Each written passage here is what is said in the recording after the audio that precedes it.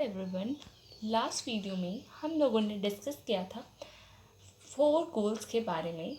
किसी भी प्लान के 4 गोल्स होते हैं। हमने 2 गोल ग्रोथ और मॉडर्नाइजेशन की ऑलरेडी बात कर ली है। अगर आपने मेरा वो वीडियो नहीं देखा है तो प्लीज़ जाके पहले वो वाला वीडियो देखिए। आज की इस वीडियो में हम लोग डिस्कस करेंगे सेल्फ रिलायंस के बारे में। तो ये क्या है? ये हमारा थर्ड मेजर ऑब्जेक्टिव है।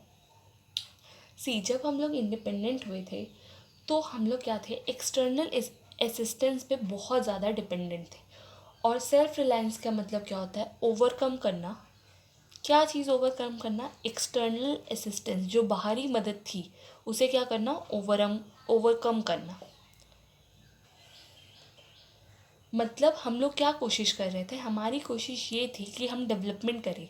कैसे डेवलपमेंट करें? हम डेवलपमेंट करें अपनी रिसोर्सेज से, डोमेस्टिक रिसोर्सेज को यूज़ करके।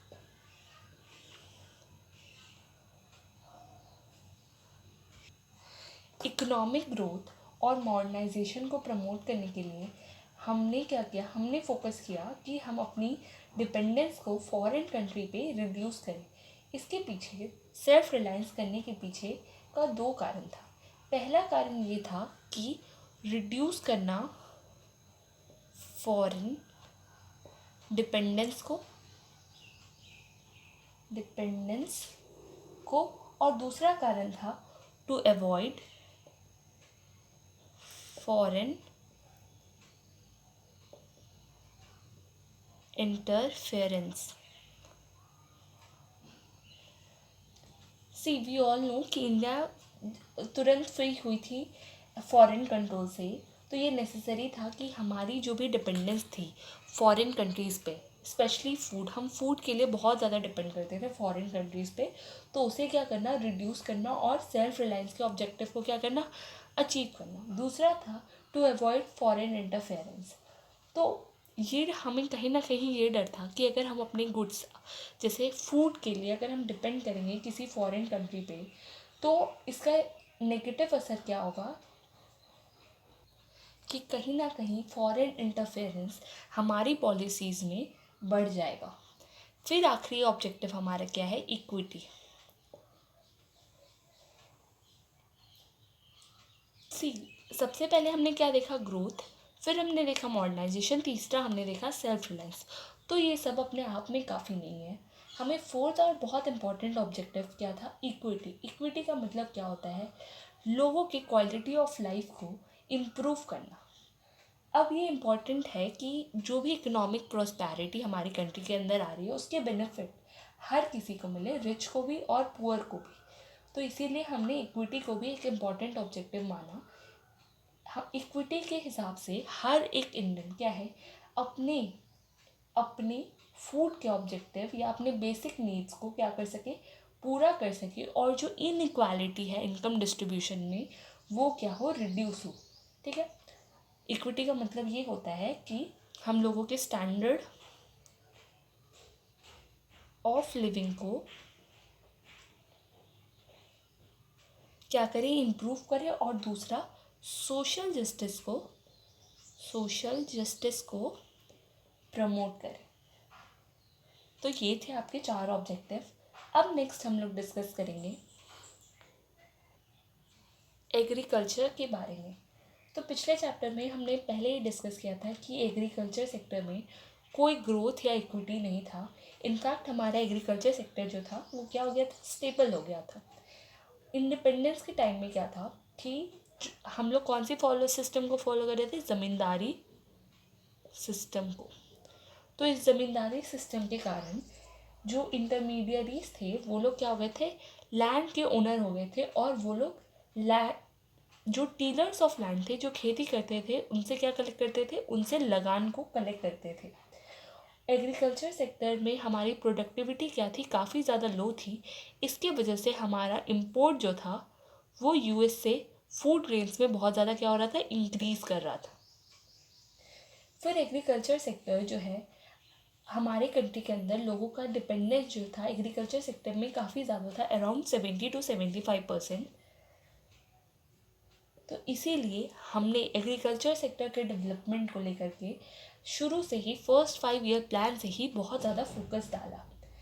अब सबसे पहले हम लोग डिस्कस करते हैं फीचर्स या प्रॉब्लम्स ऑफ एग्रीकल्चर। तो इसमें सबसे पहला पॉइंट है लो प्रोडक्टिविटी।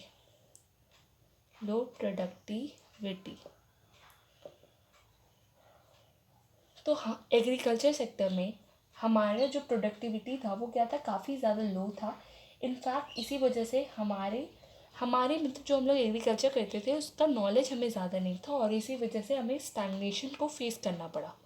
फिर अगला पॉइंट है disguised unemployment.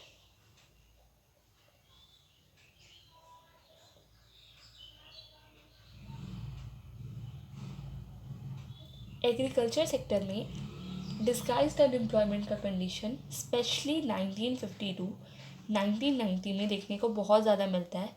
Disguised unemployment basically एक ऐसी सिचुएशन है that more people are engaged in work in a work than actually required. मतलब किसी काम को करने के लिए जितने लोगों की ज़रूरत है उससे ज़्यादा लोग अगर एम्प्लॉयड हो तो उसे हम क्या कहते हैं, डिस्गाइज्ड अनएम्प्लॉयमेंट। तो ये एग्रीकल्चर सेक्टर में काफ़ी देखने को मिलता था। फिर अगला है हाई डिपेंडेंसी ऑन रेनफॉल।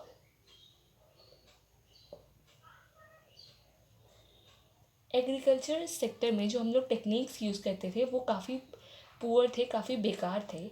और फार्मर्स लार्जली किस चीज़ पर डिपेंड करते थे, तो रेनफॉल पर डिपेंड करते थे।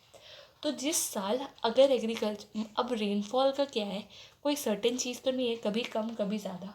तो अगर कभी भी रेनफॉल कम होती थी तो उस ईयर में हमारे एग्रीकल्चर सेक्टर का ग्रोथ क्या होता था, मिनिमम होता था। फिर अगला है सब्सिस्टेंस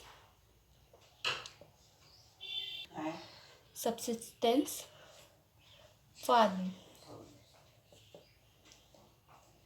सब्सिस्टेंस फार्मिंग का मतलब क्या होता है, तो सब्सिस्टेंस फार्मिंग बेसिकली मतलब होता है कि जब हम क्रॉप्स को उगाना, किस पर्पज़ के लिए क्रॉप्स को उगाना, सिर्फ अपने यूज़ के लिए, ट्रेड पर्पज़ के लिए नहीं।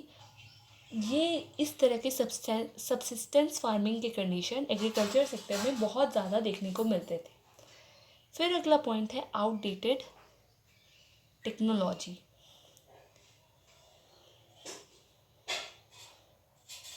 आउटडेटेड टेक्नोलॉजी, जो हम टेक्नोलॉजी मेथड्स को यूज़ कर रहे थे वो एब्सोल्यूट हो चुके थे।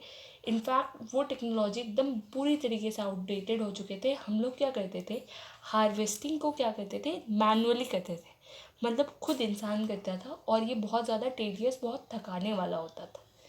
फिर अगला पॉइंट है conflicts between tenant and landlords.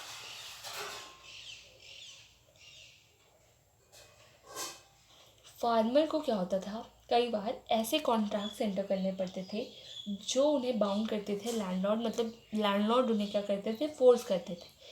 Landlord क्या करते थे, वो ना ह्यूज अमाउंट ऑफ इंटरेस्ट लेते थे फार्मर से।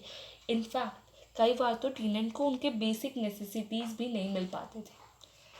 तो सबसे पहले हमने कैरेक्टरिस्टिक्स में क्या पॉइंट देखा, एग्रीकल्चर सेक्टर में प्रोडक्टिविटी काफ़ी लो थी, डिस्गाइज्ड अनएम्प्लॉयमेंट का कंडीशंस बहुत ज़्यादा था, हमारी डिपेंडेंसी रेनफॉल पे काफ़ी ज़्यादा थी, हम लोग सब्सिस्टेंस फार्मिंग करते थे, मतलब सिर्फ अपने यूज़ के लिए, ट्रेड पर्पज़ के लिए नहीं, हमारी टेक्नोलॉजी जो थी वो काफ़ी आउटडेटेड थी, और कई बार कन्फ्लिक्ट हो जाता था टेनेंट और लैंडलॉर्ड के बीच में, और टेनेंट को ऐसे कॉन्ट्रैक्ट एंटर करने पड़ते थे जिसका फ़ायदा मैक्सिमम किसे होता था, लैंडलॉर्ड को होता था।